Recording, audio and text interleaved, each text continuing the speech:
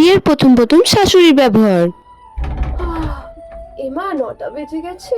আজকে তো শাশুড়ি মা খুব রাগ করবে।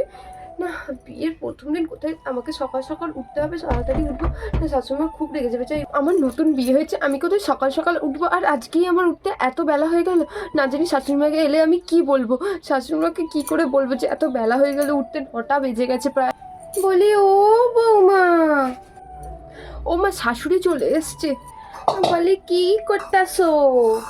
মা আমি এখনই উঠছি, মা দয়া করে আপনি রাগ করবেন না, আমি এখনই উঠছি মা। বৌমা, কি করতেছো? এত তাড়াহুড়ো করার কি আছে? না মা, আসলে আমার তো দেরি হয়ে গেছে ঘুম থেকে উঠতে, তার জন্য আপনি যাতে রাগ না করেন সেই জন্য। আমি কি কিছু কইছি তোমারে বৌমা? আমি কি কিছু কইছি?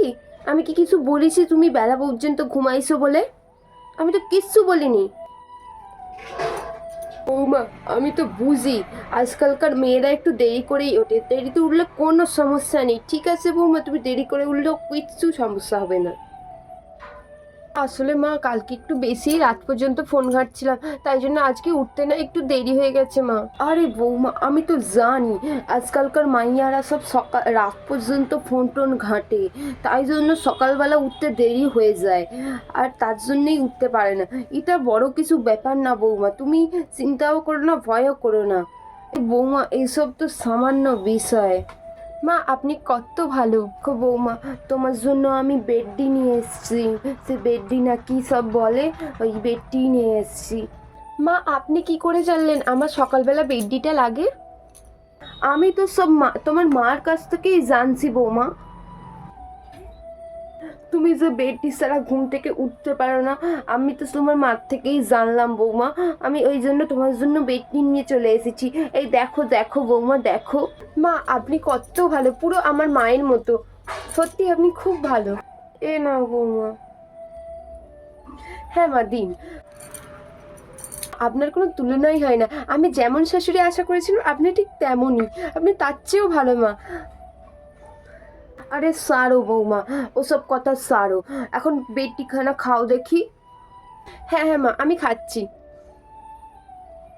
ওষুধে কাজ হচ্ছে মনে হচ্ছে। মা, তোমায় যেই কথা খান বলতে আইছিলাম। বৌমা, বিয়েতে যা গয়নাগাটি পেয়েছো ওটা আমার বাক্সের মধ্যে পুরে আমাকে দিয়ে দিবা। কেন মা, ওই গয়নাগুলো আমার কাছে থাকলে কি কোনো সমস্যা হবে? আরে বৌমা, বাড়ির আশেপাশে তো চোর শাশুড়ের অভাব নাই, আমাকে দিবা, আমি গয়নাগুলো বাক্স সুদ্ধ আলমারিতে ভালো করে তুলে রাখবো। শাশুড়ি মা যেখানে আমাকে এত ভালোবাসা দিচ্ছে, আমি তো গয়নাগুলো দিয়ে আসতেই পারি, সামান্য গয়না।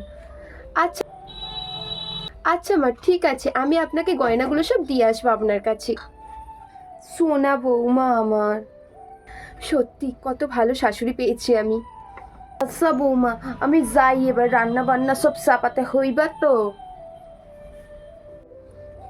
কতই না ভালো শাশুড়ি মা পেয়েছি, যাই ফ্রেশ হয়ে নি।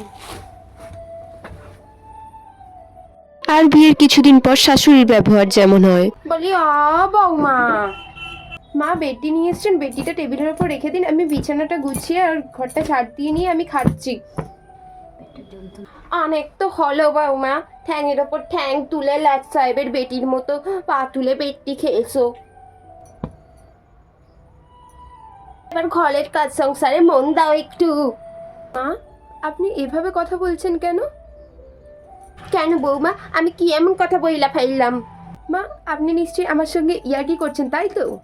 দেখো বৌমা, তোমার সাথে ইয়ার্কি মারার আমার একদম সময় নাই, ঠিক আছে বৌমা? মা আপনি তো আমাকে রোজ সকালে বেডটি দিয়ে যান, আর বেডটি খেয়ে তারপর আমি ফ্রেশ হয়ে যাই, আর আজ আপনি এইভাবে কথা বলছেন কেন? লর্ড সাহেবের বেটি শুধু সারাদিন ঠ্যাংয়ের ওপর ঠ্যাং তুলে বসে থাকবে, কাজকর্ম কিছু করবে না, শুধু ফোন ঘাঁটবে।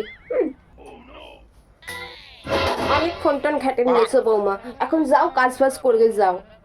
মা আপনি তো নিজেই বলেছিলেন আজকালকার মেয়েরা বেলা করে ওঠে, তাই আমি নিজে বেলা করে উঠেছি। ওই ন্যাকামার কথাগুলো বলবে না বৌমা, ওই আমি ওরকম ন্যাকাপো অনেক দেখে নিয়েছি, ঠিক আছে বৌমা? এই দেখো বৌমা, জামা কাপড়, মশারি, জিন্সের প্যান্ট সব কিছুই নিয়ে এসেছি, যাও কাইচা শুকোতে দিয়ে দাও বৌমা। মা এতগুলো জামা কাপড়, মা আমি এতগুলো জামা কাপড় কাচতে পারি না মা। না বললে হবে না বৌমা, পারতে হবে বুঝছো। আমি কালকেই নেলস করিয়েছি, আর আজ যদি আমি এতগুলো জামা কাপড় কাছি আমার নেলসটা নষ্ট হয়ে যাবে। তোমার ওই ঢঙের নেলসের জন্য কি আমি এখন জামা কাপড় কাচতে যাবো নাকি? ভালোই আসো। মা আপনিই তো বলেছেন আজকালকার মেয়েদের হাতের নখ বড় থাকে, এই কাজ করলে নখ ভেঙে যাবে। এখন বলছেন আপনার ভালো লাগে না? আমার তো কোন মনে পড়ছে না বৌমা আমি এরম কিছু কইছি। কত বড় পাল্টিবাজ মহিলা। আর শোনো বৌমা, ওইসব কাহিনী শুনে আমার কোনো কাজ নাই। এগুলো কাইসা নিয়ে আসো, শুকনো করতে যাও, সংসারে মন দাও। সাউরি এখন কিছু করতে পারবে না, সবসময় সাউরিকে দিয়ে খাটানোর ধান্দা। সত্যি শাশুড়ি মা কোনোদিনই মা হতে পারে না, আমিই ভুল ভেবেছিলাম। শোনো না বৌমা, কাপড় চোপড়গুলো সব কাচবে, আর আজ রান্নাটাও তুমিই করবে। আজ সবাই তোমার হাতের রান্নাই খাবে বৌমা। মা এত লোকের রান্না আর এত জামা কাপড় কাছাকাছি আমি কি করে করবো? এইসব নেকু নেকু কথা বললে কিচ্ছু হবে না, কোনো কাজে আসবে না। এখানে খাটতে খাইতে হয়, যদি খাটো তো খাইতে পাইবে, আর যদি না খাটো তো খাইতে পাইবে না। ঠিক আছে বৌমা।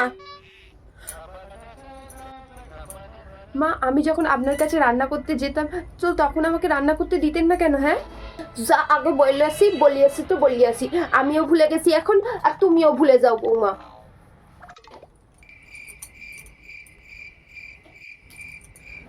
মা এত লোকের রান্না এত কাছাকাছি আমি কি করে পারবো? ইনি কিশোরী আমার, জানোই যে কালে পারবা না তো শ্বশুর বাড়িতে আইলা কেন? মায়ের কাছেই তো থাইতে পারতে, শ্বশুর বাড়িতে খাইতে হয়। মা বৌমা অত কথায় কাজ নাই, আমি জামা কাপড়গুলো সব কলতলায় রাখছি, কাচাকুচি কইরা রান্নাটা কইরা নাও, ঠিক আছে? আমার হয়েছে যাত্রার জ্বালা, নাকেশ্বরী বৌমাকে ঘরে নিয়ে আসে। মা যা চলে গেল। এরকম পাল্টিবাজি শাশুড়ি দেখিনি। আসল ধান্দা এবার বুঝতে পেরেছি, ও আমার সোনার গয়নাগুলো ধান্দায় ছিল। সোনার গয়না হাতানো হয়ে গেছে, এবার নিজের রং দেখানো শুরু করে দিয়েছে। সত্যি শাশুড়িরা কখনো মা হতে পারে না, দরজাল শাশুড়ি দরজালই থাকে। Thanks for watching, guys.